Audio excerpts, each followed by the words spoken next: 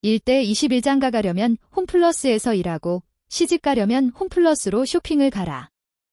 지난 15년 동안 나는 인간 사회가 어떻게 돌아가는지, 그 바닥에 깔린 본질이 무엇인지 붙들고 오래 고민해왔다. 그 과정에서 결국 하나의 확신을 갖게 되었다. 인간사의 중심은 여자, 그 중에서도 가임기 여성이고 세상은 결국 그들을 중심으로 움직이고 진화해왔다는 사실이다. 이 말이 남녀의 우열을 가르려는 소리는 아니다. 다만 세상을 찬찬히 둘러보면 알 수 있다. 수컷 없이도 유지되는 생태계는 있어도 암컷 없이 존속하는 생태계는 없다. 생명이 이어지고 번성하는 힘의 핵심이 어디에 있는지 이 단순한 사실만으로도 충분히 드러난다. 이런 생각은 내가 예전에 썼던 생선장수 시리즈, 생선장수 경매 염장지르기, 생선장수 전원마을 염장지르기, 생선장수 월세 염장지르기를 관통하던 중심 사상이기도 했다. 부동산을 개발하든 사람 사는 마을을 만들든 결국 성공하려면 답은 하나였다. 여성들을 위한 집, 여성들을 위한 마을이 되어야 한다는 것. 여기서 말하는 여성을 위한이라는 표현에는 중요한 전제가 붙어 있다. 여성들이 원하는 것과 여성을 위한 것은 다르다는 점이다. 아이가 아이스크림과 짜장면을 원한다고 해서 엄마가 그것만 배 터지게 먹이는 사람은 없다. 잠깐 들렀다 가는 친척이라면 아이가 좋아하라고 아이스크림을 사줄 수 있다.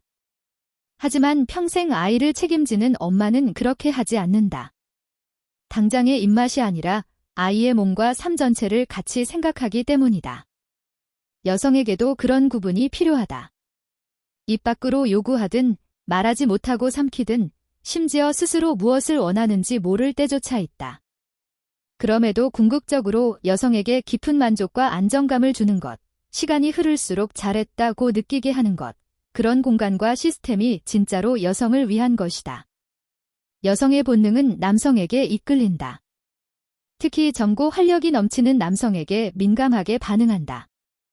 세상 사람들은 남자들이 젊은 여자만 보면 해벌레 한다고들 말한다. 솔직히 말하면 여자도 마찬가지다. 젊은 남자에게 끌리고 그 에너지에 마음을 연다. 이건 단순한 취향이나 선호의 문제가 아니라 거의 본능에 가까운 움직임이다. 전통적으로 이야기하는 삼종지도 어릴 땐 아버지를 따르고 결혼하면 남편을 따르고 남편이 죽으면 아들을 따른다는 말도 조금 다르게 보면 이렇다. 여자는 어렸을 때 힘센 아버지를 좋아하고 혼기가 되면 늙어가는 아버지를 뒤로하고 젊은 남자를 찾아 나서고 나이가 들면 다시 젊은 아들에게 기대어 산다. 장모가 젊은 사위만 봐도 흐뭇한 이유, 할머니가 손자만 보면 눈에서 꿀이 떨어지는 이유가 다 거기에 있다. 결국 여자는 자기 인생의 각 시기마다 가장 강한 젊은 에너지 쪽으로 마음을 옮겨간다. 이제 이야기를 홈플러스와 같은 오프라인 유통으로 끌고 와 보자. 요즘 누구나 말한다. 오프라인 유통이 힘든 이유는 이커머스가 너무 편해서, 배달 서비스가 너무 잘 돼서라고. 물론 그것도 한몫한다. 하지만 내 눈에는 그것보다 더 본질적인 이유가 보인다. 오프라인 매장에서 젊음이 사라졌기 때문이다. 활기가 죽었기 때문이다. 젊은 세대가 온라인을 더 찾는 이유가 정말로 게으르고 편해서일까? 나는 그렇게 보지 않는다. 집 앞마트, 동네 상가를 나가보면 노인들만 어슬렁거리고 있다. 기운 빠진 표정, 잔소리, 한숨, 텁텁한 공기. 그 공간에 오래 있고 싶은 젊은 사람이 얼마나 되겠는가. 반대로 온라인에는 또래들이 있다. 같은 세대가 만든 콘텐츠와 말투, 유머와 분노가 넘친다. 둘 중 어디에 더 오래 머물고 싶은지는 설명이 필요 없다. 그래서 나는 홈플러스가 살 길은 결국 하나라고 본다. 젊음을 되찾는 것, 매장의 중심을 젊은 남자들로 채워야 한다. 활기 있고 매력적인 젊은 남자들이 일하는 매장은 자연스럽게 젊은 여자들을 끌어당긴다. 젊은 여자들은 일하러도 오고 쇼핑하러도 온다. 그들이 매장 안에 머무르기 시작하면 그들을 따라 아줌마, 할머니 고객이 다시 모인다. 그리고 결국 남자들, 아저씨와 할아버지들도 같이 온다.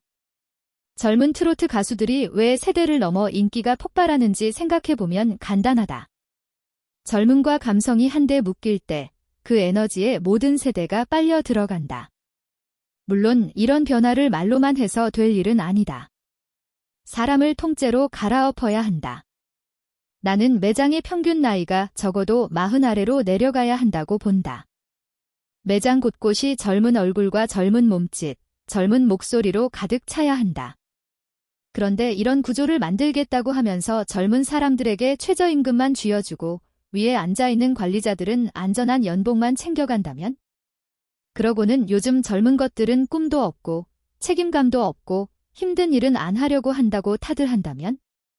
그건 현실 진단이 아니라 코미디에 가깝다. 이곳은 공무원 조직이 아니다.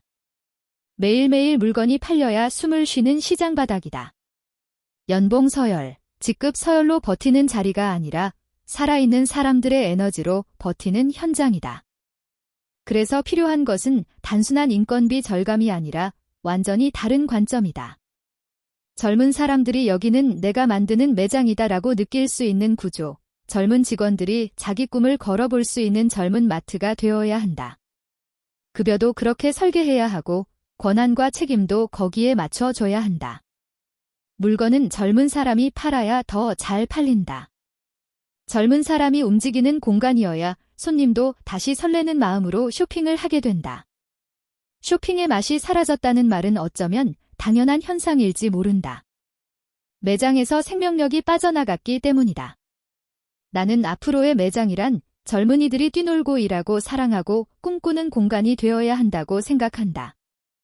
노인들은 그 젊음을 구경하러 오면 된다. 그걸 구경하는 것만으로도 삶의 재미가 된다. 예전 어른들이 걸음 지고도 장에 간다고 했다.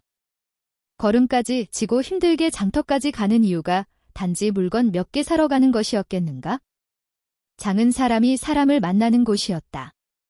정보가 오가고 소문이 돌고 정이 쌓이는 곳이었다.